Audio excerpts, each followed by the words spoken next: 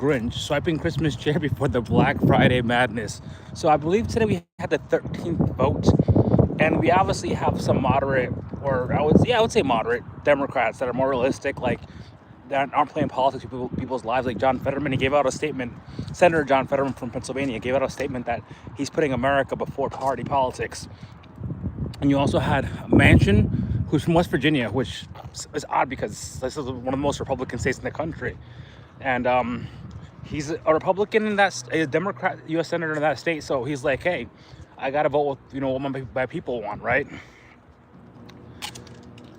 And I forget the third one, but not all of them are playing party politics. So I just want to make it very clear that the ones that I'm focusing on specifically attacking are just Senator Chuck Schumer and all the other ones that he's leading, because we only need 6 more Democrats to be on board, I believe. I'm not sure of the exact number, but all the Democrats that he's basically having extend this. So obviously people that work in the military, right? I'm a big libertarian, so I'm like, hey, slash the government. But one of the things that I do believe is essential is a strong military. That's one of the few organizations that's very non-political, right? People don't look at the military members as political, even though some do. All the wars in the 60s, 70s, blah, blah, blah, counter-party culture. But generally speaking, in my opinion, if you ask most Americans that are moderate and level-headed, they're going to have they might not have a positive view of the United States entering wars like Iraq, potentially Iran in the future, or Ukraine, Russia situation. But military members specifically, most Americans have a positive view of military members. So the fact that they're caught in this crossfire, right? And President Trump, shout outs to him, he said that he has like a billionaire buddy of his that's saying that he wants to like basically donate to pay the military members out of pocket, which is pretty cool that to have friends that have that kind of cash while the government's still shut down. However, in addition to the military members, remember, we still have a country where people are receiving SNAP benefits to survive. November 1st, if they don't receive that, SNAP benefits, military members don't get paid. A lot of federal agents, people that work in the federal government don't get paid. That doesn't just affect them. I keep saying it affects the economy as a whole. The way the economy works is if we stop spending like we usually do, a good portion of Americans, the service providers where they spend, especially for like Black Friday, Halloween gifts, different holidays that are coming up, the busiest time of like spending for Americans is between like the Halloween craze right before October. Hey, what's up, Porter? Right before October 31st, buying candy and all that stuff, all the way through Thanksgiving. People have to spend on travel, airplane tickets, buses, trains to get back home to their families. Turkeys aren't cheap. They're pretty expensive. Thanksgiving dinner is becoming more and more expensive. Prices are going up. So if you cut spending from one aspect of the economy, and those people cannot spend money, what does that do? That makes it so that service providers have to cut employees, which further affects the economy, because what happens next? Now, those people aren't spending money. And a recession basically is very, very simple. People are not spending money. That's what a recession is. Or they're not spending like they usually spend. So we have a situation again where you have AI replacing everything. I spoke about this before, that Meta is firing, 600,000 employees?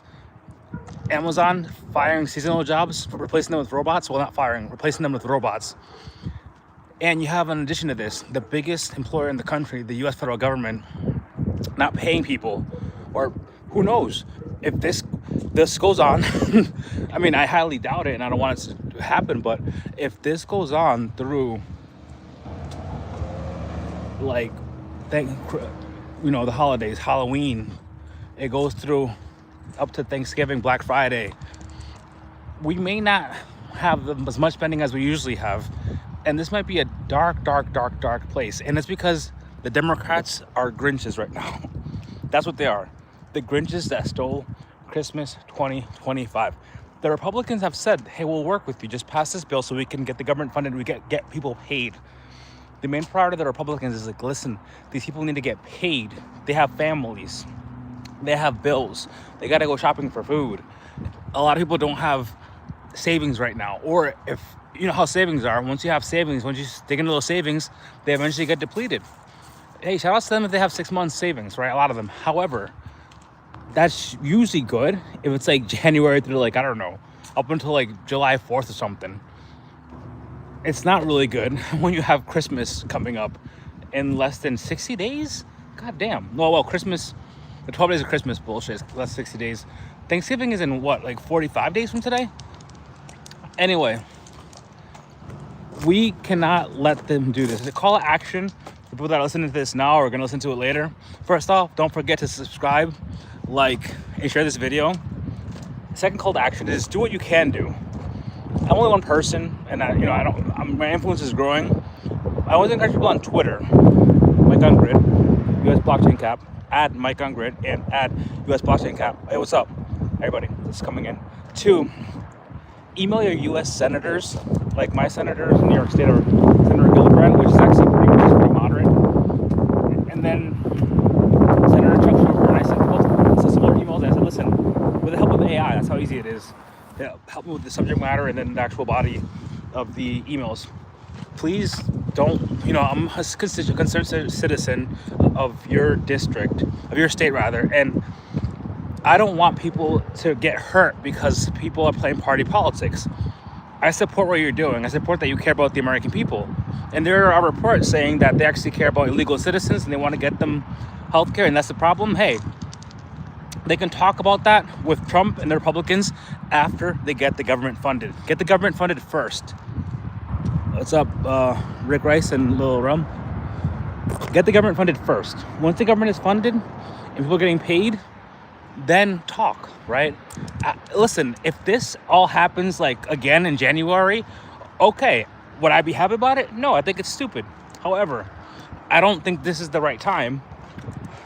Mid to late October, November, and December to basically tell the biggest employer in the country, you can't pay your employees until we decide that we want to work with you and do the inevitable. At the end of the day, Senator Chuck Schumer and the Democrats are going to fold. Well, how do we know this? Because they folded once. And how does this relate to crypto? Hey, I have my personal interest too. The U.S. Securities and Exchange Commission is closed right now. I tried calling them this morning. They will not have meetings with me and my team. I work for an organization, I can't say it right now, that shall not be named, that let's just say I'm like a investor in government relations for them. I can say that. My official title, actually, Vice President of Investor in Government Relations. And I talk to people in the federal government because most state governments right now in the U.S. they're basically done for the year, and they're not resuming business until next year. Even the ones that are still working, guess what? Those mofos, they're like, yo, we're chilling until next year. We're introducing policy like Florida. We're going to introduce policies and shit, but we're not going to vote on them or do anything serious until next year. So I go with the federal government. And SEC, U.S. Securities and Exchange Commission, they also approve spot crypto ETFs. Solana's delayed by 2 weeks. Litecoin 1 was supposed to come out, the decision, the 2nd of October. Litecoin, there's been like 2 or 3 deadlines that have passed. And also, I believe XRP has a few coming up. The moment they open the floodgates, shit is going to go wild. How do I know this? Because Fidelity today basically said, fuck this. We're not waiting for the SEC's decision. And on their app for their retail customers and investors, Fidelity Investments, they basically said, okay, now you can buy Solana on spot. We'll buy it for you. Hold it in the brokerage account. I mean, that's cool. But a lot of organizations won't touch it. Like, for example, the BlackRock of the world, unless there is an ETF. So we cannot rely on all companies are going to just buy on the spot. We need the government to reopen so we can get this economy moving. We can move forward. And also, Hong Kong just beat us, right? To launch a spot Solana ETF, because we should have launched one like a week ago before them. That being said, upwards and onwards.